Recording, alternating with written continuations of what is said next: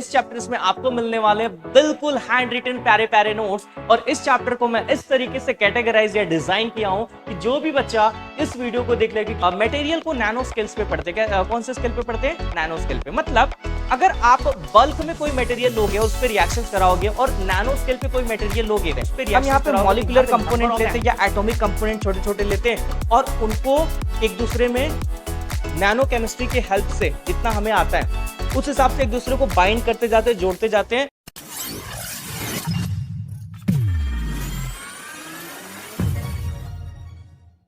Hello बच्चों, कैसे हो आप सभी लोग? आई थिंक आप अपनी लाइफ में बहुत ही मस्त होंगे। रेडिएट प्रैक्टिकल्स को जरूर वॉच आउट करेंगे। बच्चों, मैं आपको बता दूं कि ये जो चैप्टर है, चैप्टर नंबर 16 12th केमिस्ट्री का, green chemistry and nano chemistry, और इस चैप्टर्स में आपको मिलने वाले बिल्कुल हैंड रिटन प्यारे प्यारे नोट्स। और इस चैप्टर को मैं इस तरीके से कैटेगराइज या डिजाइन किया हूं कि जो भी बच्चा इस वीडियो को देख लेगा कि आपका वन शॉट होने वाला है, एक शॉट में ये वीडियोस खत्म होगा। और आपने अगर मुझसे पढ़ लिया ये चैप्टर्स तो फिर आपको नंबर्स ऑफ वीडियो देखने की जरूरत नहीं पड़ेगी। और इस चैप्टर्स में जो भी इंपॉर्टेंट चीज रहेगा, जो भी चीजें मैंने हैंड रिटन बनाई है, ये आपको कहां मिलेंगे? यस, ये आपको मिलेगा वीडियो के डिस्क्रिप्शन में। जैसे ये चैप्टर्स में अपलोड कर दूंगा तो आपको डिस्क्रिप्शन में लिंक मिल जाएगा, वहां से बेफिक्र होकर गूगल ड्राइव के लिंक से आप इसके हैंड रिटन नोट्स को डाउनलोड करें।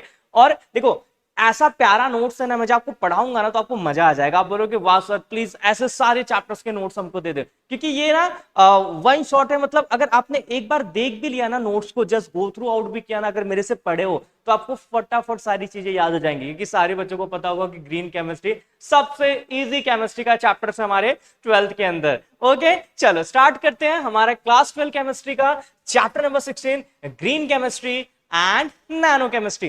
कुछ अगर ग्रीन केमिस्ट्री में वर्ड बोलता हूं तो आप लोगों के दिमाग में क्या आता होगा? यस, हमारे दिमाग में यह आता होगा कि कुछ हरी भरी चीजें। नहीं, देखो मैं आपको बताता हूं नाउ-अ-डेज ह्यूमंस क्या कर रहे हैं, हम क्या कर रहे हैं। एक अलग ऊंचाइयों पे जाने का हमारा क्रेज है कि नहीं? क्रेज हाँ सबके अंदर है। तो हम तो अपने आप को बहुत ही ऊपर लेके जा रहे हैं, लेकिन अपने पीछे छोड़ रहे हैं बहुत सारे वेस्ट चीजें, मतलब जिसका कोई यूज नहीं है, जो हमारे एनवायरमेंट्स को बर्बाद कर रही हैं। मतलब हम क्या कर रहे हैं, अपने नाउ-अ-डेज में हम चीजों को यूज कर रहे हैं और अपनी लाइफ को तो आगे बढ़ा ले रहे हैं, पर हमारे जो पीछे जो वेस्ट जा रहा है वो हमारी लाइफ को पीछे से डिस्ट्रॉय करते हुए भी आ रहा है। तो इसी बारे में इस चैप्टर्स को हम लोग पढ़ेंगे और समझेंगे। बच्चा, ये जस्ट एक चैप्टर नहीं है, इस चैप्टर से आपको बहुत कुछ पता चलेगा कि यार और क्या क्या हमारी लाइफ में चल रहा है। ठीक है, तो ये चैप्टर्स आपको बहुत कुछ सिखा के देने वाला है, तो प्लीज आप कहीं जाइएगा मत, बिल्कुल ध्यान से इस चैप्टर को देखिएगा। चलो स्टार्ट करते हैं इस चैप्टर्स को। That is our chapter number 16, green chemistry and nano chemistry.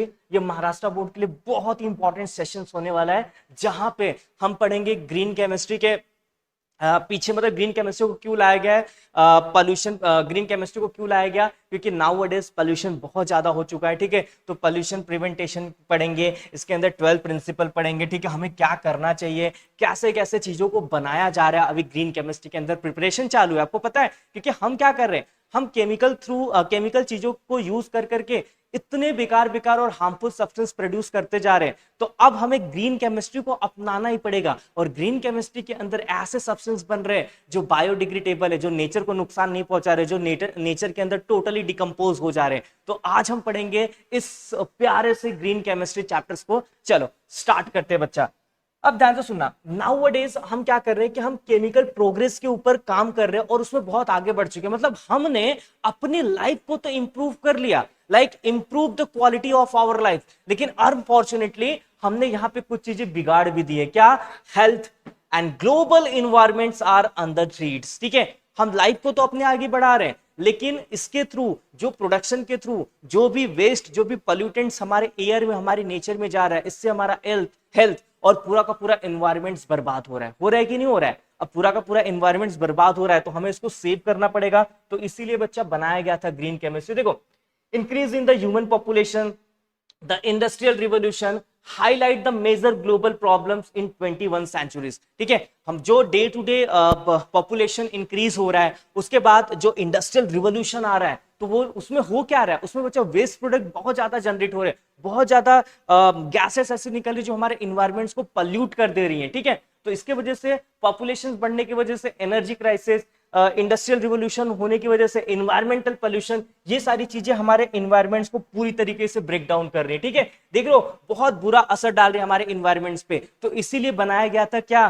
Green chemistry. देखते हैं ग्रीन केमिस्ट्री के अंदर बेसिकली क्या है कि हमारा जो एनर्जी क्राइसिस है, जो पोल्यूशन है, इसका एक प्रॉपर सोल्यूशन है ग्रीन केमिस्ट्री, जहां पे हम मिनिमाइज करते हैं प्रॉब्लम्स को and quality of our life. ठीक है, तो ग्रीन केमिस्ट्री एक ऐसी चीज है जहां पे हम अपने लाइफ को तो बहुत ही ऊपर तक लेके जा सकते हैं, लेकिन विदाउट इन्वायरमेंट्स को पॉल्यूट किए हुए। तो ग्रीन केमिस्ट्री एक सीधा साधा सोल्यूशन है जिसको हमें अडॉप्ट करना पड़ेगा, जिसके अंदर एनर्जी क्राइसिस, पॉल्यूशन, ये सारी सब्सटेंस का एक सोल्यूशन है, जहां पे हम सारी चीजों को क्या कर सकते हैं, मिनिमाइज कर सकते हैं। तो चलो पढ़ते हैं ग्रीन केमिस्ट्री क्या है, it is our green chemistry. अब देखो ग्रीन केमिस्ट्री क्यों लाया गया, आप सभी को पता चल गया था कि मेजर इश्यू था increase in the populations, industrial revolution, energy crisis and environmental pollution, ये सारी चीजें हो रही थी, इसके लिए लाना पड़ा हमें किसको, यस, ग्रीन केमिस्ट्री को। अब ग्रीन केमिस्ट्री के अंदर क्या होता है, तो ग्रीन केमिस्ट्री के अंदर बच्चे डेफिनेशन लिख लेना, आपके एग्जाम में आएगा। हम यहाँ पे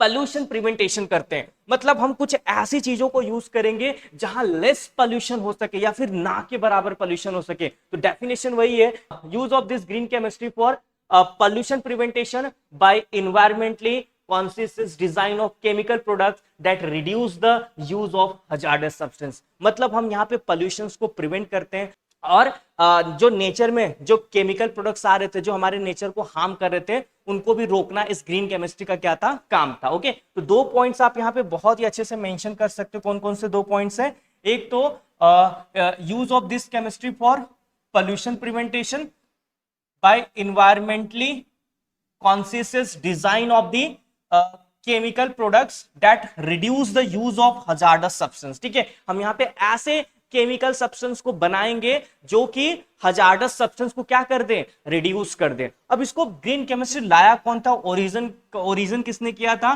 तो पाउल टी एनएस था।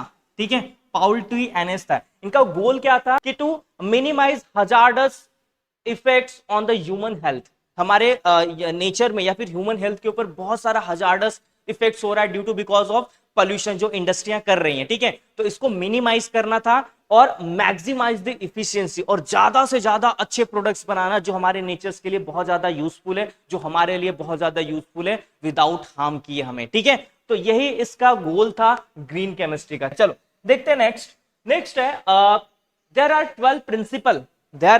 12 प्रिंसिपल जिनको आपको फॉलो अप करोगे तभी आप ग्रीन केमिस्ट्री के अंदर आओगे। अब वो ग्रीन केमिस्ट्री ने 12 प्रिंसिपल कौन कौन से बनाए, ठीक है, तो प्रिवेंटेशन ऑफ वेस्ट, जहां पे हमें वेस्ट वगैरह को प्रिवेंट करना पड़ेगा, मिनिमाइज करना पड़ेगा।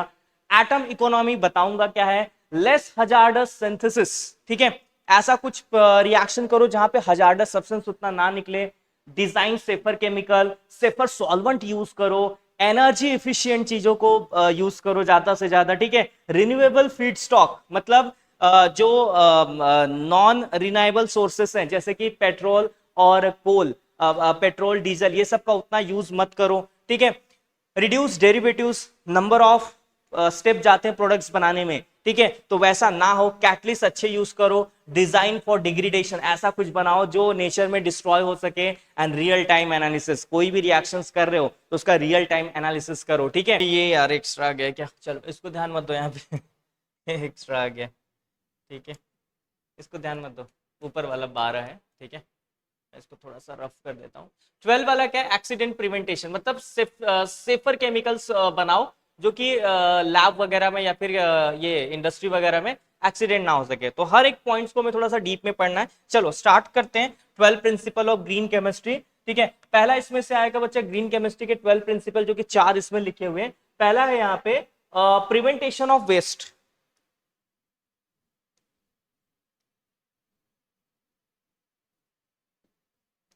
क्या है पहला, प्रिवेंटेशन ऑफ वेस्ट, मतलब के टर्म क्या है, ZWT, जीरो वेस्ट टेक्नोलॉजी। मतलब आपको कुछ ऐसे इंडस्ट्री में काम करने जहां पे जीरो वेस्ट निकले या फिर ना के बराबर वेस्ट निकले, थोड़ा बहुत निकलेगा तो चलेगा, क्योंकि बच्चा जो वेस्ट प्रोडक्ट होता है ना, आप लोगों ने देखा होगा आपके नेचर में कहीं भी वो फेंक दिया जाता है। ठीक है, जिसके थ्रू नाउ डेज आप जो भी उन बच्चों को ज्यादा पता होगा जो इंडस्ट्रियों के काफी नजदीक रहते हैं, उनके आजू बाजू बहुत सारे पोल्यूटेड थिंग्स दिख जाएंगे। सॉइल पोल्यूशन, एयर पोल्यूशन बहुत ज्यादा उनको फेस करना पड़ता है, तो उन बच्चों को ज्यादा पता होगा। ओके, तो के टर्म्स क्या है, zero waste technology ZW2, prevent waste first rather than cleaning it up later, use waste of one system as a raw material of another system। तो देखो हमें जितना हो सके उतना वेस्ट को प्रिवेंट करना है, और हमें एक और काम करना है कि अगर मान लो कोई वेस्ट प्रोडक्ट निकल रहा है, ठीक है, तो उसको हमें किसी अदर रिएक्शंस पे यूज कर सकते हैं क्या, उसका भी हमें ध्यान रखना है, और वैसा भी सॉल्यूशंस कुछ लाना है। जैसे मैं आपको बताता हूं, bottom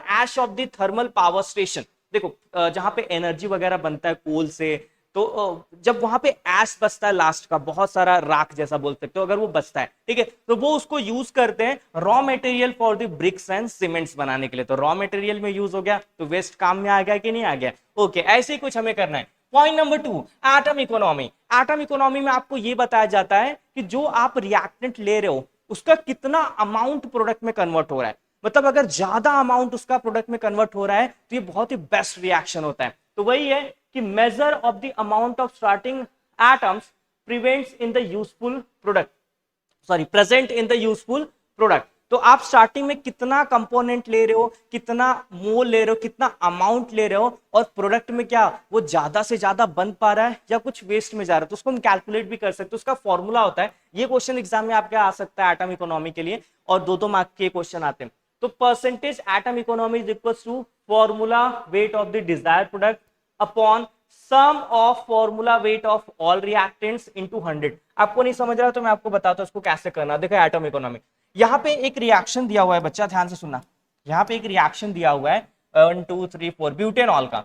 butanol is react with NaBr to form bromobutane. ठीक है, चलो हम देखते क्या मैंने जितना अमाउंट में रिएक्टेंट लिया था वो सारा का सारा प्रोडक्ट में कन्वर्ट हो रहा है या फिर कितना परसेंट में कन्वर्ट हो रहा है। तो क्या था एटम परसेंट इकोनॉमी का formula, formula weight of desire products upon sum of formula weight of all reactant. Okay, तो हमें इसमें खाली प्रोडक्ट लेना है, ठीक है, फॉर्मूला ऑफ प्रोडक्ट लेना है। ठीक है, क्या है देखो यहाँ पे क्या है, 4 कार्बन एटम है, 9 हाइड्रोजन है और 1 Br है, divided by what, sum of all reactant आपको लेना है। तो 4 तो कार्बन है, फिर हाइड्रोजन कितने 12 काउंट कर लो, देखो सारा हाइड्रोजन लेना पड़ेगा, ये वाला भी सब।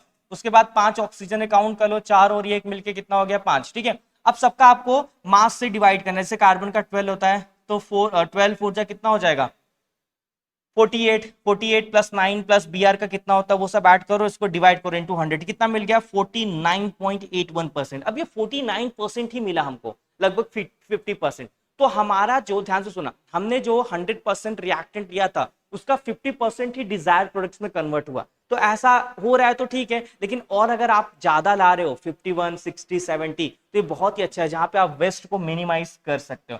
तो ये यही आपका एटम इकोनॉमी, जहां पे आप स्टार्टिंग अमाउंट में जितना मटेरियल ले रहे हो वो प्रेजेंट होना चाहिए तुम्हारे टोटल के टोटल प्रोडक्ट में, जो कि थोड़ा सा इम्पॉसिबल है। चल नेक्स्ट है लेस हजार्डस सिंथेसिस। ठीक है, आपको ऐसे रिएक्शंस करने हैं जो उतना हजार्डस ना हो। जैसे मैं आपको बताता हूं, ये DDT क्या होता है, एक टाइप का हमारा हार्मफुल थिंग्स है जो कि सेफ नहीं है। DDT को हाउस फ्लाई या फिर बहुत सारे मॉस्किटो को किल करने के लिए पहले यूज करते थे, लेकिन DDT हमारे फैट के अंदर डिपॉजिट हो जाता था और हमारी बॉडी से निकलता ही नहीं था एंड बहुत सारे साइड इफेक्ट देता था। तो पर नाउअडेज ये बैन है। ठीक है, तो हमने ऐसा कुछ बना दिया था। हमें क्या करना है, लेस हजार्डस सिंथेसिस करना है। अब उसके जगह पे हम यूज करते हैं गैमा आइसोमर्स ऑफ BSC, ठीक है, जिसको हम लिंडेन भी बोलते हैं, इंसेक्टिसाइड बट नॉट हार्मफुल। ठीक है, अब ये BSC क्या होता है, DDT को रिप्लेस कर दिया, क्योंकि अभी हम लोगों ने ग्रीन केमिस्ट्री के अंदर थोड़ा सा पढ़ लिख के बहुत ही अच्छा कर लिया, और यहाँ पे हमने समझा यार DDT बहुत ही ज्यादा हार्मफुल है हमारे नेचर्स के लिए। तो उसके जगह पे हमने बनाई गैमा आइसोमर, जिसको हम लोग BSC भी बोलते हैं, और ये एक साइड का इंसेक्टिसाइड है और जो भी हार्म उतना नहीं करता। आप देख रहे हैं ना कितना प्यारा सा हैंड रिटेन नोट्स है। चलो ठीक है, अब कुछ इसमें पॉइंट्स से देख लेते हैं, जैसे कि मैं आपको यहाँ पे बताना चाहूंगा। बच्चा देखो, इसको कहाँ रखो यार, इधर ही रखना पड़ेगा, थोड़ा छोटा कर देता हूँ क्योंकि आ नहीं रहा ये। चलो देखते हैं। Okay, DDT was used as an insecticide and which was effective in controlling the diseases like typhus, malaria, ठीक है, and kill mosquito. It was realized that DDT is harmful to the living things. Nowadays, benzene hexachloride is used. ठीक है, BSC हम लोग क्या करते हैं, use करते हैं। चलो फोर्थ है डिजाइन सेफर केमिकल्स। अब आपको क्या करना है कि बहुत ही सेफर केमिकल डिजाइन करना है। जैसे ऐसा कोई केमिकल मत डिजाइन कर दो जहां पे वो नेचर में जाए या फिर हमारे पास आए उसका जो प्रोडक्ट, तो हमें अनेक तरीके का प्रॉब्लम हो जाए, लाइक कैंसर हो जाए, बहुत सारी चीजें हो सकती। तो हमें बहुत ही सेफर केमिकल डिजाइन करना है। तो मैं बताता हूं, पहले बेंजीन यूज होता था एडिपिक एसिड्स बनाने के लिए, पर बेंजीन बच्चा हाईली कार्सिनोजेनिक्स होता है, ठीक है, तो सेफ नहीं है। तो अब उसके जगह पे हम यूज करते हैं ग्लूकोज।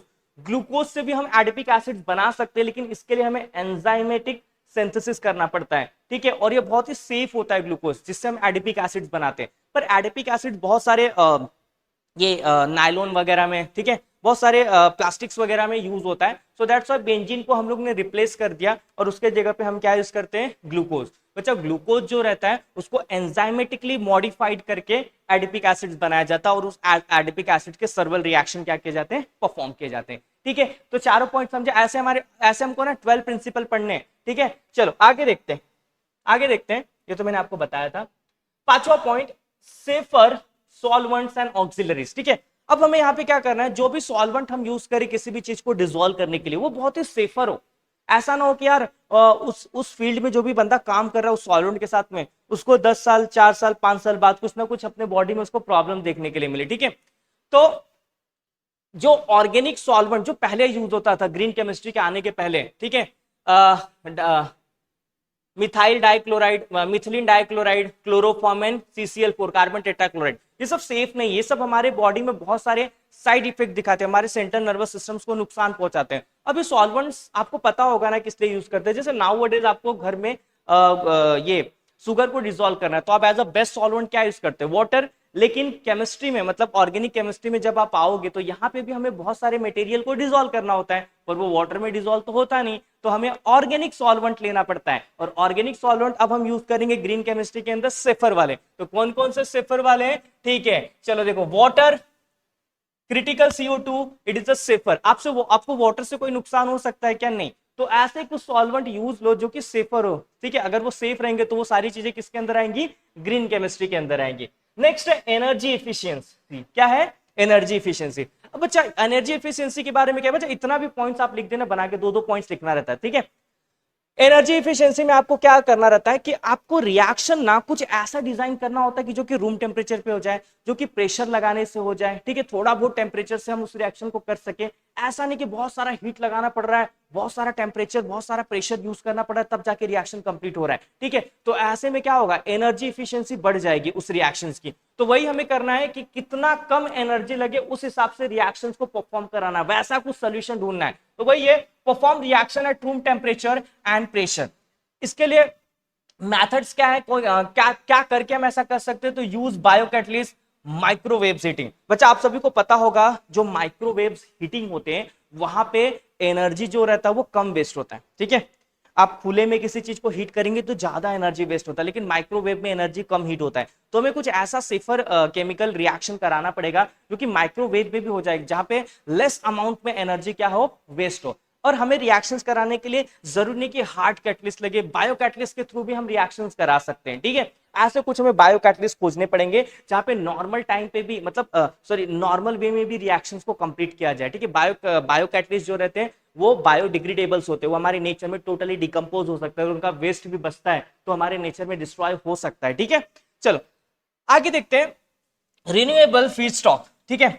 रिन्यूएबल फीड स्टॉक का मतलब है कि हमें कुछ अगर हमें कोई रिएक्शन परफॉर्म करना है तो हमें वहां पे ऐसे सब्सटेंस को यूज करना है जो कि रिन्यूएबल हो। जैसे आपको कोई रिएक्शन करना है और वहां पे आपके पास एनर्जी नहीं है, तो आप डीजल वगैरह या पेट्रोल वगैरह को यूज करके हीट प्रोड्यूस करा रहे हो, ठीक है, कुछ ना कुछ यूज कर रहे हो। तो ऐसे सब्सटेंस को अगर आप बार बार यूज करोगे तो वो आने वाले टाइम पे खत्म हो जाएंगे। तो हमें रिन्यूएबल फीड स्टॉक के ऊपर बढ़ना चाहिए, मतलब हमें प्लांट बेस्ड बायोलॉजिकल कैटलिस्ट पे काम करना चाहिए इंस्टेड ऑफ क्रूड ऑयल, क्योंकि क्रूड ऑयल कैसा होता है, non renewable and depletes is the environment. ये नॉन रिन्यूएबल है और हमारे इन्वायरमेंट्स को बहुत ज्यादा क्या करता है, नुकसान पहुंचाता है। तो हमें प्लांट बेस्ड बायोलॉजिकल चीजों को यूज करना चाहिए। हालांकि प्लांट्स भी हमारे नेचर में ज्यादा बचे नहीं है, तो अगर हम उनको भी बार बार यूज करेंगे तो वो भी तो खत्म ही हो जाएंगे, ठीक है। चलो जो लिखा है वो पढ़ते हैं, okay. Reduce derivatives. Reduce derivatives का मतलब क्या है, मैं आपको बताया था अभी कि ये 8वां पॉइंट है, मतलब 8वां ग्रीन केमिस्ट्री के अंदर प्रिंसिपल है इसका, रिड्यूस डेरिवेटिव्स। डेरिवेटिव्स का मतलब क्या है मैं आपको बताऊं, ध्यान से सुनो।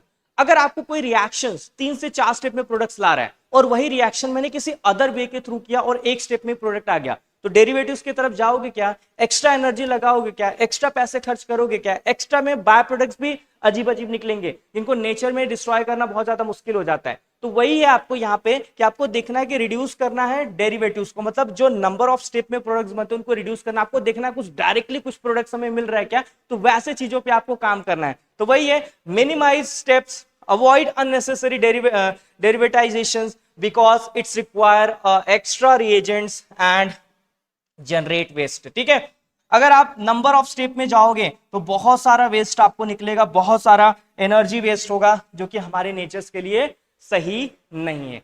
पॉइंट नंबर 8 यहां पे मैंने खत्म किया। चलो अब देखते हैं point number 9, principle number 9, catalytic. आपको कैटलिस्ट बहुत ही ध्यान से यूज करने पड़ेंगे। कैटलिस्ट के थ्रू रिएक्शन हो जाए बहुत ही अच्छी चीज है, आपको ज्यादा टेम्परेचर ज्यादा एनर्जी लगाने की जरूरत नहीं पड़ेगी। कैटलिस्ट क्या करते हैं, speed of the chemical reaction. ठीक है, हमारे केमिकल रिएक्शन को स्पीड करते हैं। जैसे कुछ कैटलिस्ट है, आप लिख सकते हो निकेल, Fe2O3, ठीक है, जिगलर नाटा कैटलिस्ट, वेनेडियम पेंटाऑक्साइड और सिन गैस। इनका अलग अलग यूजेस है। आप अमोनिया के हर्बर प्रोसेस में ये वाला कैटलिस्ट यूज होता है। HDEP हाई डेंसिटी पॉलीमर्स बनाने के लिए जिगलर नेटा कैटलिस्ट यूज होता है। मैन्युफैक्चर्स ऑफ H2SO4 आपको V2O5 like vanadium pentoxide use होता है। एंड फिशर ट्रॉप्स में सिन गैस का क्या होता है, यूज होता है। और निकल तो आपको पता है हाइड्रोजनेशन ऑफ ऑयल, मतलब डबल बॉन्ड ट्रिपल बॉन्ड्स को ब्रेक करने के लिए हम लोग क्या करते हैं, यस निकल यूज करते हैं। तो कैटलिस्ट भी हमें रिएक्शंस में ऐसा रहे कि यूज होके डायरेक्टली हमें प्रोडक्ट्स में क्या करा सके, कन्वर्ट कर सके। ये कैटलिस्ट बच्चा बहुत इंपॉर्टेंट है 1 मार्क्स के लिए। कोई भी कैटलिस्ट आपके बोर्ड एग्जामिनेशन में आएगा इसमें से। ठीक है, वो जिगलर नाटा के बारे में पूछ लेंगे कि वो मैन्युफैक्चरर्स क्या मैन्युफैक्चर्स करते हैं उससे। ठीक है, पानी पी लेता हूँ। कैसा लग रहा है ये वीडियोस प्लीज बताना मुझे, क्योंकि देखो अगर एक टीचर्स हूँ, मैं पढ़ा रहा हूँ, तो मेरे कमेंट बॉक्स में अगर कमेंट्स मुझे मिलेंगे तो मुझे पता चलेगा कि बच्चों को समझ रहा है या नहीं।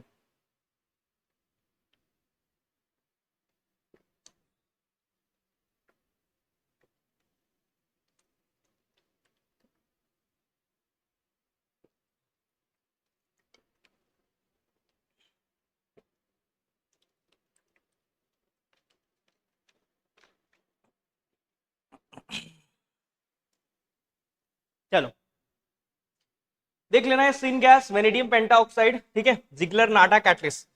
जिगलर नाटा कैटलिस्ट हाई डेंसिटी पॉलीमर्स के लिए यूज होता है, यहाँ पे है इसका।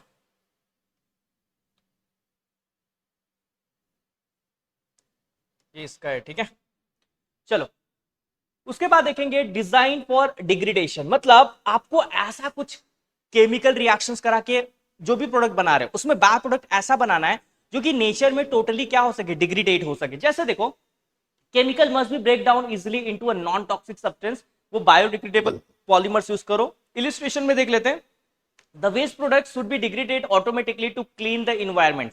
ठीक है, वही है कि ये प्रिंसिपल तो मुझे बहुत ईजी लगा। ठीक है, डिजाइन फॉर डिग्रेडेशन, इसके अंदर क्या है बेसिकली, यस आपको केमिकल रिएक्शन करना है, प्रोडक्ट बनाना है, लेकिन बाय प्रोडक्ट्स अगर आप वेस्ट निकाल रहे हो तो ऐसा वेस्ट निकालो जो नेचर में टोटली डिग्रेडेट हो सके, खत्म हो सके, अपने आप डिकम्पोज हो सके। ठीक है, रियल टाइम एनालिसिस। ठीक है, अब रियल टाइम एनालिसिस क्या है, अगर आप लैब में कोई रिएक्शंस परफॉर्म कर रहे हो बच्चा, तो आपको देखना पड़ेगा कि यार हर एक जो स्टेप है वो सही वे में जा रहा है क्या, कहीं टेम्परेचर तो नहीं बढ़ जा रहा है, कहीं मैं कुछ ऐसा केमिकल तो नहीं यूज कर दे रहा हूं जो नेचर में टोटली डिकम्पोज ना हो पाए, लोगों के ऊपर साइड इफेक्ट्स दिखाए। तो रियल टाइम एनालिसिस आपको करना पड़ेगा।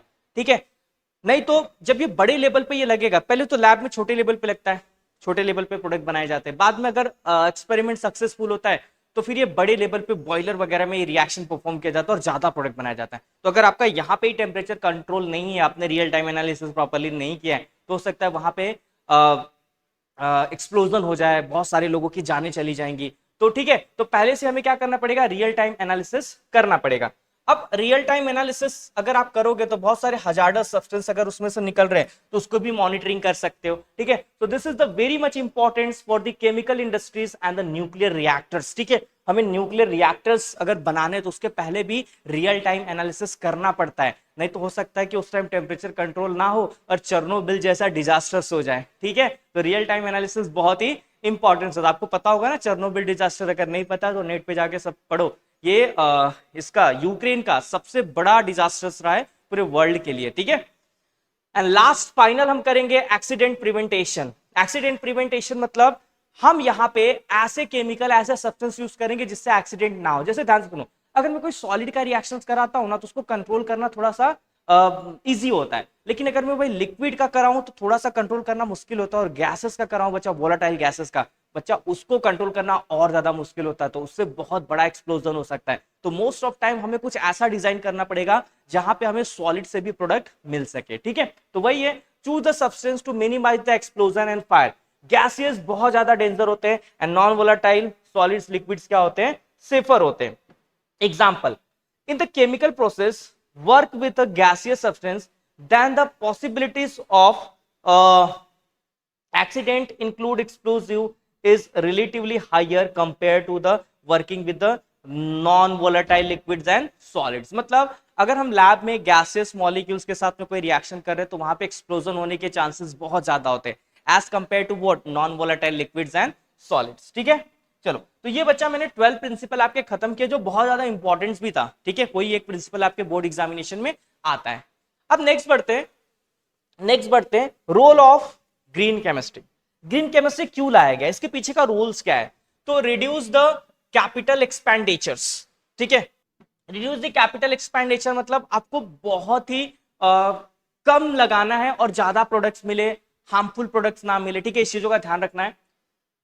Incorporates pollution prevention in the chemical manufacturers, ठीक है। आपको अगर ग्रीन केमिस्ट्री के अंदर आना है तो आपको पोल्यूशन प्रिवेंटेशन करना पड़ेगा। आपको कुछ ऐसी चीजें नहीं बना देना जो नेचर को टोटली हार्मफुल करे। Protect the ozone layer in the stratospheres. अब नाउअडेज हमने ऐसी गैसेस बना दी जो फ्रिज के पीछे यूज होती हैं और वो हमारे नेचर में आती है, नेचर से स्ट्रेटोस्फियर्स में जाती है जहां पे ओजोन लेयर को ब्रेक करती है। मैं आपको एक इंपॉर्टेंट नॉलेज दूं, बेसिकली ये जो गैसेस होती है क्लोरोफ्लोरोकार्बन, तो इसमें जो क्लोरीन मॉलिक्यूल जो निकलता है, ये ना एक क्लोरीन मॉलिक्यूल्स ना I think 1 lakh O2 molecules को ब्रेक करता है, O3 मॉलिक्यूल्स को ब्रेक करता है। चलो नेक्स्ट है controls the green house effects when global warming. आपको अगर आप ग्रीन केमिस्ट्री के अंदर आ रहे हो, ग्रीन केमिस्ट्री के अंदर सारी चीजों को बना रहे हो, ठीक है, तो इससे क्या होगा कि हम कंट्रोल कर लेंगे green house effects and global warming जो बढ़ रहा है नाउअडेज, ठीक है। हीटिंग बहुत ज्यादा बढ़ रही है हमारे अर्थ की। चलो, तो इसके लिए हमने कुछ सॉल्यूशंस निकाला है। क्या सॉल्यूशंस निकाला है कि हम चीजों को नैनो स्केल पे लेके जाएंगे। नैनो स्केल बताऊंगा क्या होता है, बहुत ही छोटे लेवल पे चीजों को लेके जाएंगे और वहां पे स्टडी करेंगे, और जो भी रिजल्ट मिला है वो बहुत ही बेहतरीन रिजल्ट मिला है, ठीक है। चलो देखते हैं कि नैनो केमिस्ट्री क्या होता है। तो बच्चा, नैनो केमिस्ट्री बहुत जरूरी है हमारे प्लैनेट्स के लिए, क्योंकि नैनो केमिस्ट्री में हम क्या करते हैं, मॉलिक्यूल्स को बहुत ही माइक्रो स्केल लेवल पे स्टडी करते हैं। कहां स्टडी करते हैं? माइक्रो स्केल लेवल पे स्टडी करते हैं। तो जहां पे इसको हम लोग बोलेंगे यस नैनो केमिस्ट्री। देखते हैं नैनो साइंस का डेफिनेशन क्या है। Study the phenomenon of manipulations of the matters at the atomic molecular and microscalar level, ठीक है।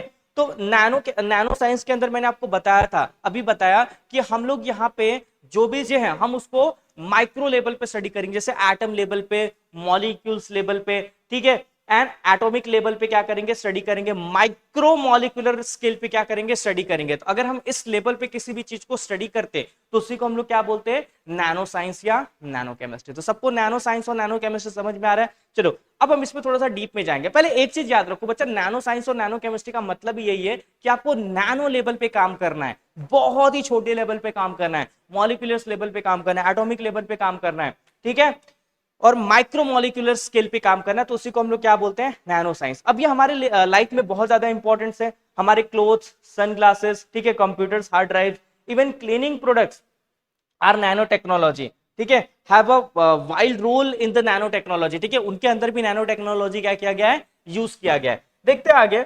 चलो यहाँ पे आपको समझ में आएगा कि एग्जैक्टली नैनो केमिस्ट्री क्या है, ठीक है। बच्चा, नैनो केमिस्ट्री के अंदर पहले तो मैंने एक चीज आपको बता दिया कि हम लोग बहुत ही स्मॉल स्केल पे चीजों को अगर स्टडी कर रहे हैं तो उसी को हम लोग क्या बोलेंगे, यस नैनो केमिस्ट्री, ठीक है। 1 nanometre is equal to 10⁻⁹ metres. पहले ये चीज याद रखो कि 1 नैनोमीटर कितना होता है, 10⁻⁹ मीटर। नैनो का मतलब क्या होता है, आज मैं आपको बता देता हूं। पहले नैनो का मतलब क्या होता है। नैनो का जो वर्ड दिया गया इसका मतलब होता है ड्वार्फ। ड्वार्फ भी बहुत ही कम पड़ जाएगा क्योंकि हम बहुत ही छोटे लेवल पे चीजों को यूज करते हैं। तो बस आप अगर नैनो का अगर कभी वर्ड आ रहा है तो उसका मतलब आप याद रखो कि इसका मतलब होता है ड्वार्फ।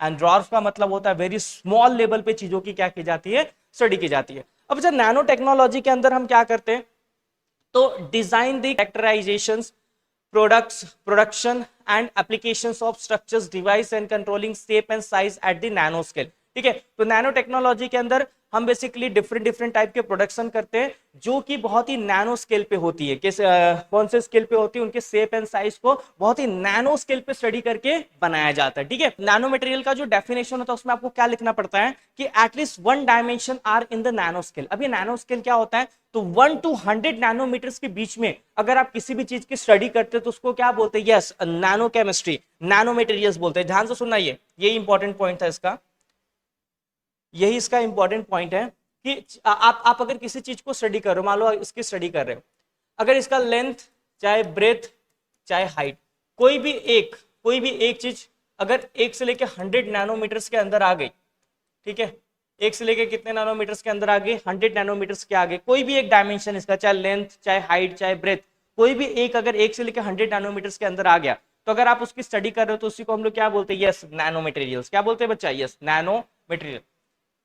कोई भी एक, चाहे लेंथ 1 से 100 के बीच में हो, चाहे ब्रेथ 1 से 100 के बीच में हो, चाहे हाइट, कोई भी एक अगर 1 से 100 नैनोमीटर्स के अंदर आ गया और उसी की स्टडी को हम लोग क्या बोलते हैं, नैनो मटेरियल। बाकी किसका कुछ भी होने दो, ज्यादा बड़ा होने दो छोटा होने दो, उससे मतलब नहीं है, लेकिन कोई भी एक साइज 1 से लेकर 100 नैनोमीटर्स के अंदर होनी चाहिए, तो उसी को हम लोग क्या बोलेंगे, nano material. At the last आपको एक चीज पता चल गई रहेगी कि what is mean by nano chemistry, जहां पे आपका कोई भी एक डायमेंशन अगर 1 से 100 नैनोमीटर्स के अंदर है, अगर आप उसकी स्टडी कर रहे हो तो उसी को हम लोग क्या बोलते हैं, यस नैनो मटेरियल्स। क्या बोलते हैं बच्चा, नैनो मटेरियल्स। ठीक है,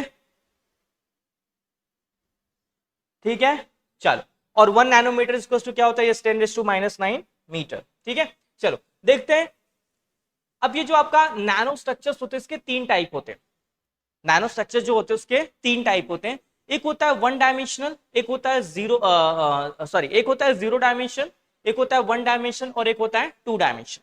बच्चा जो 0 डायमेंशन में होता है इसमें जो आपके all length breadth and height जो सबके सब होते हैं, ये सब के सब क्या होते हैं, यस 1 to 100 नैनोमीटर्स के अंदर ही होते हैं। ठीक है, तो अगर आप इसकी स्टडी कर रहे हो तो उसको 0 डायमेंशन बोलते हैं। जैसे होता है क्वांटम डॉट्स, ठीक है, नैनो पार्टिकल्स। ठीक है, तो आप अगर इसकी स्टडी कर रहे हैं तो इसका जो लेंथ ब्रेथ और हाइट सबके सब क्या रहेंगे, यस 1 to 100 नैनोमीटर्स के अंदर रहेंगे। ठीक है, लेंथ ब्रेथ और हाइट।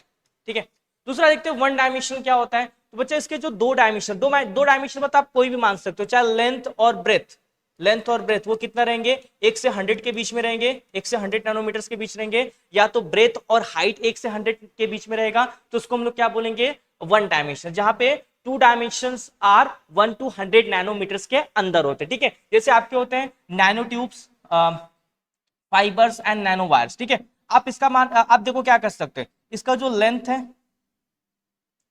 है, ठीक है, वो क्या है 1 to 100 नैनोमीटर से। ठीक है, इसकी जो ब्रेथ है ये भी मान लो क्या है 1 to 100 नैनोमीटर से।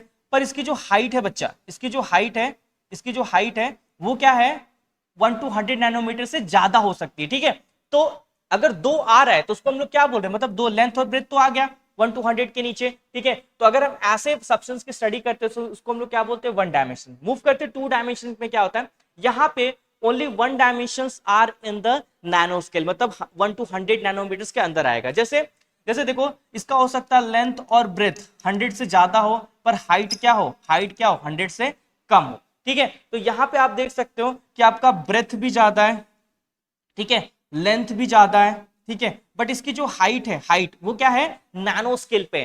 तो वही है कि इसका एक डायमेंशन जो रहेगा ना वो नैनो स्केल पे रहेगा। नैनो स्केल मतलब 1 to 100 के अंदर ही रहेगा। तो अगर 1 to 100 नैनोमीटर्स के अंदर रहता है एक डायमेंशन, ठीक है, हाइट, तो उसको हम लोग क्या बोलेंगे, यस 2 डायमेंशनल नैनो मटेरियल्स। ठीक है, चलो मूव करते हैं आगे का जो हमारा पॉइंट है डेफिनेशंस था, डेफिनेशंस ऑफ नैनो केमिस्ट्री जो छूट गया था। बच्चा डेफिनेशन ऑफ नैनो केमिस्ट्री के अंदर क्या होता है, it is a combination of chemistry and nano science. ठीक है, तो अगर आप नैनो साइंस और केमिस्ट्री का कॉम्बिनेशन करेंगे तो उसी को हम लोग क्या बोलते हैं, नैनो केमिस्ट्री। नैनो मटेरियल्स अलग है, नैनो मटेरियल्स के अंदर क्या पढ़ते हैं, यस हम जो भी ऑल द डायमेंशन है वो कितने होने चाहिए, 1 to 100 नैनोमीटर के अंदर होने चाहिए, 1 to 100 नैनोमीटर के अंदर होने चाहिए, उसको हम लोग क्या बोलते हैं, यस नैनोमीटर है। और नैनो केमिस्ट्री के अंदर क्या, यस जिसके अंदर केमिस्ट्री और नैनो साइंस कंबाइन होंगे तो उसको हम लोग क्या बोलेंगे, यस नैनो केमिस्ट्री। चलो देखते हैं characteristics features of nano particles, characteristics features of nano particles. अब इसके अंदर हम लोग पढ़ेंगे पहला सरफेस एरिया, सरफेस एरिया मतलब देखो नैनो केमिस्ट्री के नैनो केमिस्ट्री का मतलब ही क्या हो गया, हम किसी भी सब्सटेंस को नैनो लेवल पे जाके पढ़ेंगे, स्मॉल लेवल पे जाके पढ़ेंगे कि उसकी वहां पे क्या बिहेवियर है, तब जाके हम बड़े लेवल पे उसकी प्रॉपर्टीज को समझ सकते हैं और वहां पे चेंजेस करके अच्छे से डिजायर्ड प्रोडक्ट्स बना सकते हैं, ठीक है, जो भी नाउ डेज हमारी लाइफ में बहुत ज्यादा यूजफुल है, ठीक है। सनस्क्रीन, सन ग्लासेस, ये सब नैनो मटेरियल से ही बने हुए। सरफेस एरिया का क्या इंपॉर्टेंस है नैनो केमिस्ट्री के अंदर, देखो अगर आप कोई लार्जर पार्टिकल्स लेते हो, ठीक है, तो इसके रिएक्टिव साइड्स कम होते हैं, मतलब अगर मुझे किसी को रिएक्शन कराना है तो ये यहां से कर सकता है या यहां से कर सकता है या यहां से कर सकता है या ऊपर से कर सकता है। लेकिन अगर मैं इसको नैनो स्केल पे ब्रेक डाउन कर दूं, उसको छोटे छोटे ब्रेक डाउन कर दूं, तो यहाँ पे वॉल्यूम सेम है, देखो जितना है उतना ही वॉल्यूम है, बस इसका छोटा छोटा मैंने ब्रेक किया, वॉल्यूम सेम है, वॉल्यूम सेम है, लेकिन नंबर ऑफ एक्टिव साइट्स यहाँ पे बढ़ चुके हैं, ठीक है। अब देखो यहाँ पे रिएक्शन हो सकता है, यहाँ पे रिएक्शन हो सकता है, यहाँ पे रिएक्शन, मतलब बहुत जगह यहाँ पे रिएक्शन हो सकता है। जैसे मैं अगर आपको एक एग्जांपल बताने चाहूँ, तो आप घर पे खाना वगैरह बनाते हो, ठीक है, पनीर वगैरह बनाते हो, तो आप पनीर का एक मोटा सा पीस डाल के देखो अपने कढ़ाई में, और पनीर को कट कट करके डाल के देखो अपने कढ़ाई में मसाले वगैरह लगा के, खाना कितना टेस्टी बनता है। लेकिन वही बड़ा सा पीस डाल दोगे तो हो गया सत्यानाश, ठीक है। तो यहाँ पे भी वही है कि हम ना मटेरियल को नैनो स्केल्स पे पढ़ते हैं, कौन से स्केल पे पढ़ते हैं, नैनो स्केल पे। मतलब अगर आप बल्क में कोई मटेरियल लोगे और उस पर रिएक्शन कराओगे और नैनो स्केल पे कोई मटेरियल लोगे उस पर रिएक्शन कराओगे, तो यहाँ पे नंबर ऑफ एक्टिव साइट्स बढ़ जाते हैं, ठीक है। सब जगह यहाँ पे रिएक्शन हो सकता है और यहाँ पे खाली 3-4 जगह रिएक्शन हो सकता है, सेम मॉलिक्यूल्स मैंने लिया, सेम वॉल्यूम का चीज मैंने लिया, तो वही है कि total volume remains the same, surface area increase हो गया, देख रहे हो यहाँ पे 3-4 सरफेस एरिया पर यहाँ पे बहुत सारे सरफेस एरिया मिल गया मुझे अदर अदर एटम्स के, अदर सब्सटेंसेस के। Surface area increases, number of active sites increases, कहीं भी रिएक्शन हो सकता है, and chemical reactivity increases drastically, तो वहां पे हम large number of chemical reaction करा सकते हैं, रिएक्टिविटी बढ़ा सकते हैं, ठीक है। तो that is the surface area at the nano scale. दूसरा है कलर, कलर के देखें, कलर में देखेंगे हम लोग ऑप्टिकल प्रॉपर्टीज।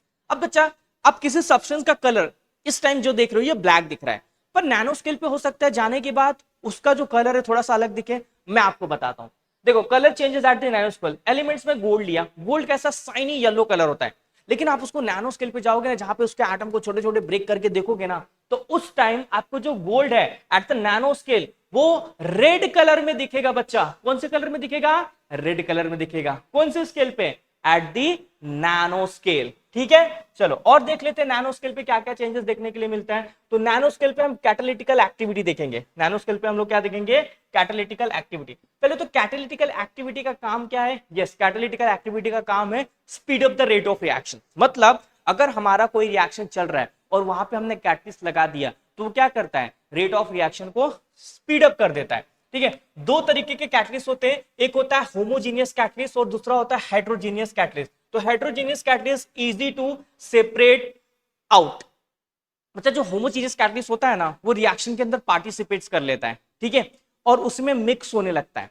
लेकिन जो हेट्रोजीनियस कैटलिस्ट होता है ना हम उसको इजीली सेपरेट आउट कर सकते हैं। कैसे, देखो nano particles catalyst like palladium, platinum, ठीक है, इसका हम लोग हाइड्रोजनेशन करने के लिए यूज होता है। अब ये नैनो स्केल पे होता है, अगर आप निकेल, पैलेडियम, प्लेटिनियम के कैटलिस्ट यूज करोगे ना तो नैनो स्केल पे हाइड्रोजन आएंगे, उनके ऊपर अटैक करेंगे, उस हाइड्रोजन को रिएक्शन में यूज किया जाता है, बाद में वो कैटलिस्ट को सेपरेट आउट कर लिया जाता है इजिली। इसलिए हेट्रोजीनियस कैटलिस्ट बहुत ज्यादा इंपॉर्टेंट होते हैं हमारे कैटालिटिकल एक्टिविटी के, कैटालिटिकल एक्टिविटी में। तो ये हमें नैनो साइंस से ही समझ में आया कि हेट्रोजीनियस वाला लेना है, क्योंकि नैनो स्केल पे जाके हमें देखना पड़ रहा था। तो नैनो स्केल पे जाओगे तो कौन सी साइंस पढ़ोगे, नैनो केमिस्ट्री पढ़ोगे, ठीक है। तो नैनो केमिस्ट्री की वजह से हमें पता चला था कि हेट्रोजीनियस कैटलिस्ट बहुत ज्यादा सही होता है किसी भी रिएक्शंस को परफॉर्म करने के लिए, क्योंकि होमोजीनियस कैटलिस्ट मिक्स हो रहा था और किसी को पता नहीं चल रहा था। जब वो लोग नैनो स्केल पे जाके चेक किए तब जाके उनको पता चला। Okay, titanium oxides, zinc oxide, ठीक है, फोटो कैटलिस्ट है, और gold nano particles is organic reactions. Okay, चलो नेक्स्ट है melting and boiling points like thermal properties. The melting point changes drastically based on what size. ध्यान से सुनना, अगर आप बल्क में सोडियम लेते हो तो उसका जो टेम्परेचर है वो 371 केल्विन है, ओके। लेकिन क्लस्टर ऑफ मतलब छोटे छोटे पार्टिकल्स आप सोडियम के ले रहे हो 10,000 एटम्स, तो उसका जो मेल्टिंग पॉइंट्स उन्होंने मेल्ट किया था उसको, तो उसका 303 ही मिला था, क्योंकि उसमें नंबर ऑफ एक्टिव साइट्स बढ़ गए थे, रिएक्टिविटी फास्ट हो जाती है। And cluster of 1000 sodium atom जब उन्होंने लिया था, तो वहां पे जो उनको मेल्टिंग पॉइंट मिला था बच्चा, वो मिला था 228 केल्विन। मतलब आप देख रहे हो बल्क में मेल्टिंग पॉइंट चेंज हो रहा है। क्लस्टर में 10,000 एटम लिया, मेल्टिंग पॉइंट चेंज, और क्लस्टर में 1000 सोडियम के एटम लिया, तो वहां पे भी मेल्टिंग पॉइंट क्या हो रहा है, चेंज हो रहा है। तो नैनो स्केल पे मेल्टिंग पॉइंट में भी हमें चेंजेस देखने के लिए मिल रहा है। ये डेटा याद रखना है, पेपर में आपको लिखना पड़ेगा। चलो, मैकेनिकल एंड इलेक्ट्रिकल प्रॉपर्टीज, तो पहले देखते हैं मैकेनिकल प्रॉपर्टीज।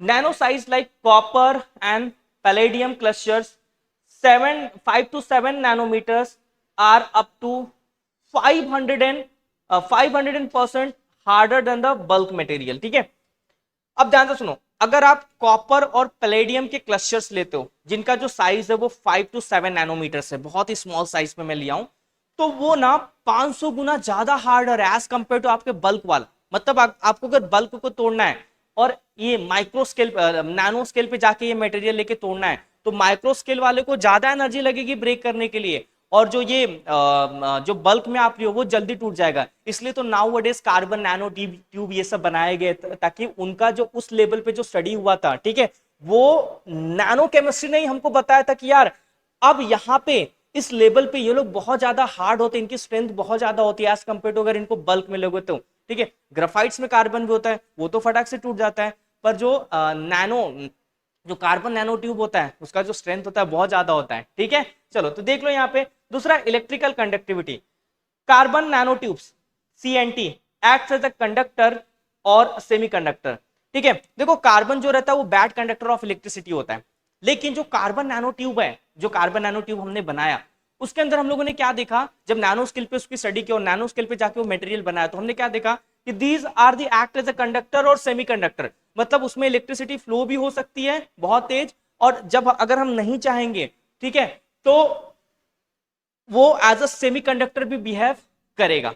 ठीक है, सेमीकंडक्टर आपको पता होगा, इंट्रिंसिक और एक्सट्रिंसिक सेमीकंडक्टर, एक में होल होता है, एक में इलेक्ट्रॉन ज्यादा होते हैं, वो घूमते हैं। ठीक है, तो वो चीजें थोड़ा सा देख लेना। तो इलेक्ट्रिकल कंडक्टिविटी बेसिकली क्या होती है कि हम जो कार्बन नैनो ट्यूब जो बनाए उसमें इलेक्ट्रिकल कंडक्टिविटी भी हो रहा था और उसमें सेमीकंडक्टर भी था, वो एक तरीके का। ठीक है, तो ये बहुत ही बेस्ट एप्लीकेशंस मिला हमें कार्बन नैनो ट्यूब का at the nano scale level. ठीक है, चलो आगे देखते हैं, synthesis of nano materials. Synthesis of nano material, nano materials बनाया कैसे गया मैं आपको बताता हूं। आप जो सनस्क्रीन वगैरह यूज करते हो ना, वो एक नैनो मटेरियल ही है, एक नैनो मटेरियल ही है। ठीक है, तो सिंथेसिस ऑफ नैनो मटेरियल्स के दो टाइप होते हैं, एक होता है बॉटम अप और दूसरा होता है टॉप अप। ठीक है, अब टॉप एंड बॉटम को दूसरा मत सोच लेना। ठीक है, चलो देखो, एक देखते हैं top up bottom up approach and देखते हैं टॉप अप अप्रोच। अब ये बॉटम अप अप्रोच क्या होता है, यहां पे क्या करते हैं हम लोग, molecular components arrange in the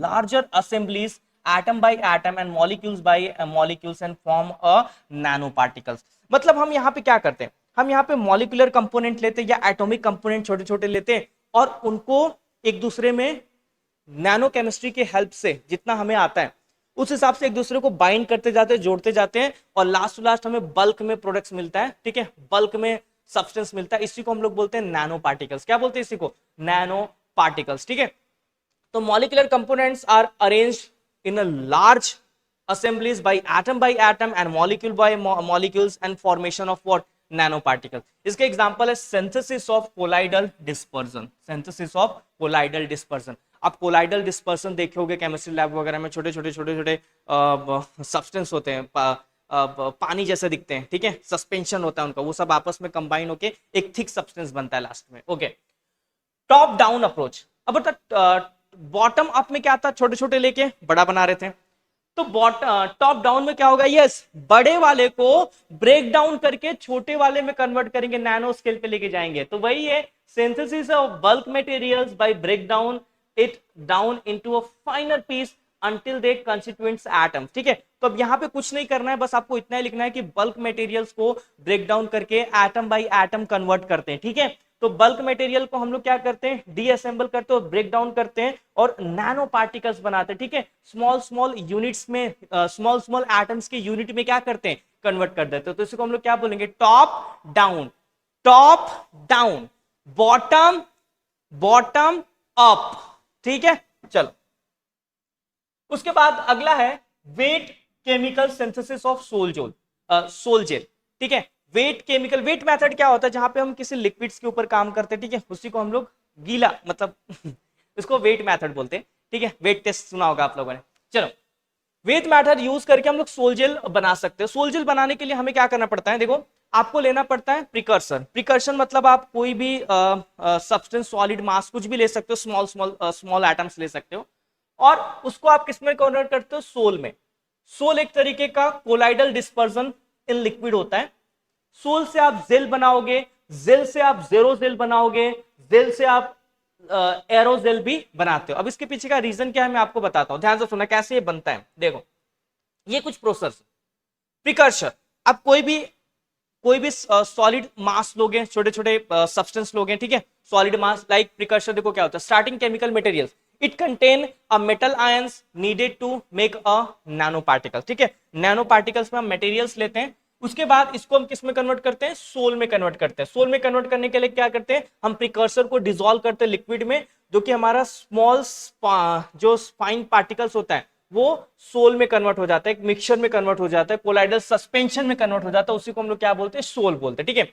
अब सोल तुम्हारा कन्वर्ट होता है जेल में, इसके लिए हम लोग क्या करते हैं, डिहाइड्रेशन रिएक्शन परफॉर्म करते हैं, कंडेंसेशन रिएक्शन परफॉर्म करते हैं, और यहाँ पे जेली लाइक स्ट्रक्चर्स बन जाता है। उसके बाद ध्यान से सुनो, जैसे आपको जेल ऑब्टेन हो जाता है तो हम रैपिड ड्राइंग करते हैं, और रैपिड ड्राइंग मतलब क्विक ड्राइंग करते हैं, जिससे हमें जेरो जेल मिलता है। और एक चीज बताता हूं, अगर आप एरोजेल मिलता है, अगर आप नॉर्मल ड्राइंग करेंगे तो जेरो जेल मिलेगा, लेकिन बच्चा जेरो जेल को आप 800 टू 900 डिग्री सेल्सियस पे हीट करेंगे तो आपको क्या मिलेगा, यस डेंस सिरामिक, ठीक है। इसको कैल्सिनेशन बोलते हैं, कैल्सिनेशन ऑफ जेरो जेल, जहां पे लगभग इसको हीट किया जाता है एट हाई टेम्परेचर पे to form a dense ceramics, ठीक है। तो ये है process preparation of sol gel, ठीक है। पहले प्रिकॉर्सर दिया, प्रिकॉर्सर में कोई मेटल आयन हो सकता है, नैनो स्केल के मटेरियल हो सकते हैं, इसको आप डिसॉल्व करते हो किसमें, लिक्विड्स में, तो सोल बनता है, ठीक है। सोल के बाद क्या बनेगा, जेल बनेगा। जेल कैसे बनेगा, डिहाइड्रेशन रिएक्शंस परफॉर्म करोगे तो एक जेली नेटवर्क लाइक स्ट्रक्चर बनेगा, उसको आप जेल बोलोगे। जेल को रैपिड ड्राइंग करोगे तो एरोजेल बनेगा, और नॉर्मल ड्राइंग करोगे तो जेरोजेल बनेगा। जेरोजेल को बहुत तगड़ा हीटिंग दोगे, हाई टेम्परेचर पे हीट करोगे तो डेंस सिरामिक्स बनेगा। क्या बनेगा, यस डेंस सिरामिक्स। कई बार इसके रिएक्शंस भी पूछे जाते हैं, मैं आपको इसका रिएक्शन भी बता देता हूं, ठीक है। चलो मैं आपको दिखा देता हूं, reaction involve in a sol gel process, ये आता है कभी कभी, ठीक है। Reaction involve in sol gel process, ठीक है। क्या रिएक्शन इन्वॉल्व होते हैं, तो ध्यान से सुनना, ये क्वेश्चन 2 मार्क्स के लिए आ सकता है इस बार, ठीक है। अगर वो थियरी नहीं आया तो रिएक्शन आ जाएगा, ठीक है।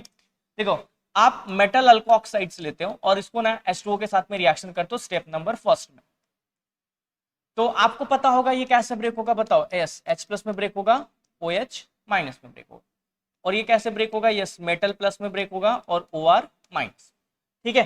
तो प्लस वाला किसको ले जाएगा, माइनस वाले को, तो आपको क्या बनेगा, yes metal hydroxides plus ROH। अब आएंगे स्टेप नंबर 2, ये तुम्हारा फर्स्ट स्टेप हो गया, ये आ गया स्टेप नंबर 2। स्टेप नंबर 2 में कंडेंसेशन वगैरह करते हैं, ठीक है। तो क्या हो जाएगा, metal hydroxide is react with ROH, ठीक है। तो क्या हो जाएगा, ध्यान से सुनना, अब देखो, अब ध्यान से सुनना, देखो ये मेटल हाइड्रोक्साइड से, और ये R प्लस है और OH माइनस है। ध्यान से सुना, ये H प्लस ना इस OH के साथ में रिएक्शन करके क्या बनाते हैं पता है, H2, ठीक है। और यहां पे आपका क्या बन जाएगा, यस क्या बन जाएगा, MOR, MO,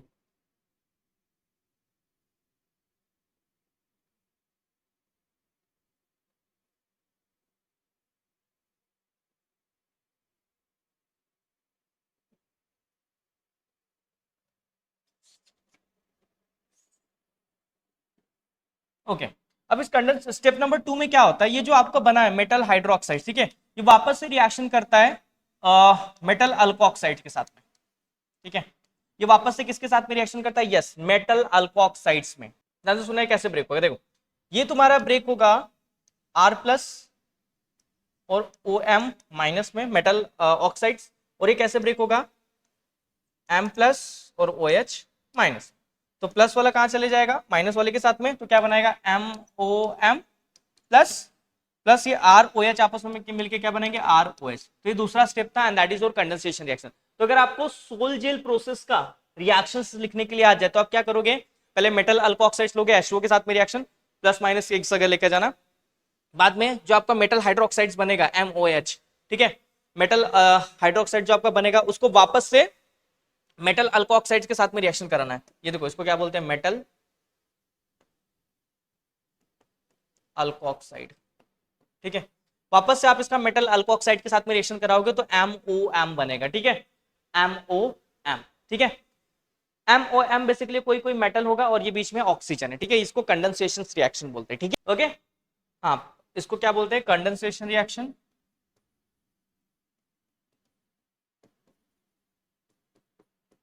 इसको हाइड्रोलिसिस, H2O यूज किया था ना, तो उसको हम लोग क्या बोलेंगे, यस हाइड्रोलिसिस रिएक्शन, ठीक है। चलो आगे बढ़ते हैं। Okay, history of nano chemistry. जरूरी नहीं कि नाउ डेज ही नैनो केमिस्ट्री बहुत ज्यादा इवॉल्व हो रहा है, इसकी हिस्ट्री भी अपनी बहुत पहले से नैनो केमिस्ट्री चालू कर दी गई, ठीक है, तभी तो हम आज ये पढ़ रहे हैं। जैसे beautiful ruby red colours of this some ancient glasses paintings is due to the gold and silver nano particles trapped inside the glass matrix. अब बहुत सारे एंशिएंट टाइम पे आप ना बहुत सारे सब्सटेंस देखते होगे, ग्लास के कांच के मटेरियल देखते होगे, बहुत ही कलरफुल रूबी रेड वाला तो बहुत फेमस है, जाके सर्च मार लेना, उसमें बहुत ही कलरफुल इमेज आता है उस कांच के अंदर। तो वो नैनो स्केल पे ही काम किया गया, वहां पे गोल्ड और सिल्वर ही ट्रैप्ड हुआ है इनसाइड दैट ग्लास, ठीक है, तो वो एक नैनो स्केल पे बनाया गया एक गिफ्ट था, ठीक है। दूसरा, carbon black is the nanostructures material that is used in the tires for car increase the life of tires, ठीक है, डिस्कवरी ऑन 1900 मतलब 1900 के टाइम किया गया था, ठीक है, और ये नैनो स्केल पे बनाया गया था ये कार्बन ब्लैक्स, जो कि टायर के स्ट्रेंथ को इंक्रीज कर देते हैं, ठीक है, कई गुना ज्यादा उसके स्ट्रेंथ को क्या करते हैं लोग, बढ़ा देते हैं। Carbon nano tubes are made up of graphite sheets with nano size diameter, they have a higher strength, ठीक है। तो ये कार्बन ब्लैक को हम लोग टायर के ऊपर यूज करते ताकि टायर का स्ट्रेंथ क्या हो जाए, बढ़ जाए, वो नैनो स्केल पे ही काम किया करके बनाया गया है। Fumed silica, a component of silica rubber contain sealants and adhesive is also a nano structures material. बहुत ही सिलिका के जेल आते हैं, बहुत सारे आप लोगों ने देखा रहेगा, लाइक ये खिड़की दरवाजा जब लगाते स्लाइडिंग वगैरह का काम होता है तो वहां पे एक सिलिका का कोटिंग करते हैं व्हाइट का, ताकि गैफिंग ना हो, तो वो सब भी नैनो स्केल पे ही बनाया गया, वो सिलिका जेल होता है, ठीक है, फ्यूम्ड सिलिका होते हैं। चलो देखते हैं एप्लीकेशन ऑफ नैनो मटेरियल्स। बच्चा ये इंपॉर्टेंट से आपके बोर्ड एग्जामिनेशन कई बार आता है, तो प्लीज ध्यान से देखिएगा, एप्लीकेशन ऑफ नैनो मटेरियल। ये वन शॉट लेक्चर था, मैंने यहाँ पे कोई हंसी मजाक नहीं किया, क्योंकि मैं चाहता था बच्चे यहाँ पे सही में पढ़े, ठीक है, आप पढ़ने के लिए आए ना यहाँ पे, ठीक है, और भी बहुत सारी चीजों में हंसी मजाक करता हूँ, लेकिन मैं चाहता था वन शॉट अगर मैं दे रहा हूँ तो बच्चों का टाइम वेस्ट ना हो यार, वो पढ़ने बैठे हैं, मजाक नहीं चल रहा है, उनको अपनी लाइफ बनानी है, उनको अपनी लाइफ में सक्सेस होना है, बहुत कुछ करना है उनको अपनी लाइफ में, तो मैं क्यों यहाँ पे हंसी मजाक करके उनका टाइम खराब करूँ। जब मैं आपका टाइम ले रहा हूँ तो मैंने आपको शुरू में क्या बोला था, ऐसे प्यारे प्यारे नोट्स और हैंड रिटन नोट्स आपको दूंगा और ऐसा सिखा के दूंगा कि आपको याद रहेगा, ठीक है, इसलिए मैं खाली एजुकेशन टू एजुकेशन फोकस कर रहा हूँ, आप मेरे सामने नहीं हो, लेकिन मुझे इतना समझ में आता है कि बच्चों को ऐसा पढ़ा दो कि वो आपको याद रखें, ठीक है। चलो, application of nano material, health and personal care. Health and personal care, जैसे आपको सनस्क्रीन के बारे में पता होगा, sunscreen realise on zinc oxide and titanium dioxide nano particles to block UV. अब जो सनस्क्रीन वगैरह बनते हैं उसमें ये दो केमिकल याद कर लो, ठीक है, zinc oxides and titanium dioxides, इनको नैनो स्केल पे बनाया जाता है, मिक्स किया जाता है, ताकि सन के जो यूवी लाइट है उससे प्रोटेक्शन मिले हमारे फेसेस को, ठीक है। दूसरा है स्मार्ट मटेरियल।